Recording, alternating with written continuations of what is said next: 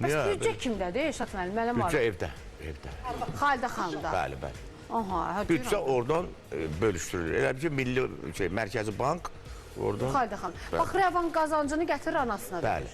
Doğrudan deyir. Heç rəvanı elə deyil, xarakterli olan insanlar. Rəvanın nəyi varsa anası. Anasının.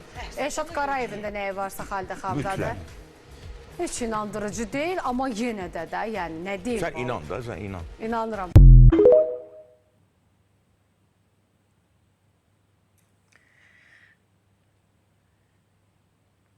Əsl Azərbaycan kişisi belə olmalıdır.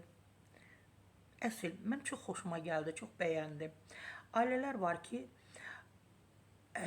kişinin həyat yoldaşını, evin başçısının deyək, böyüyə deyək, atanın ayrıca sandığı var, pul sandığı. Oğlunun ayrıca bir pul sandığı var. Qızının ayrıca bir pul sandığı var. Hələ qadını demirik. Hamı ayrı-ayrı pullardan istifadə edir. Evə bazarlıq etmək istəyəndə də evdə dava mübahisələr yaranır. O deyir, dünən mən kartof almışdım.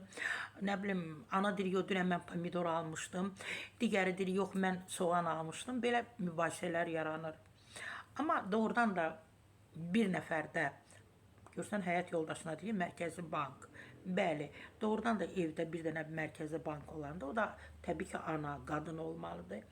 O evdə rüzi olur, bərəkət olur, əmin-amanlıq olur, bolluq, aşır, daşır.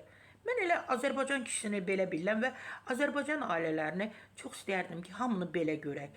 Yəni, parçalanmasın, hər kəsin cibində öz pulu olmasın, sonra da evə büdcədən pul götürəndə mübahisə, qarşı duruma yaranmasın. Azərbaycan kişisi, Azərbaycan ailəsi məhz belə olmalıdır.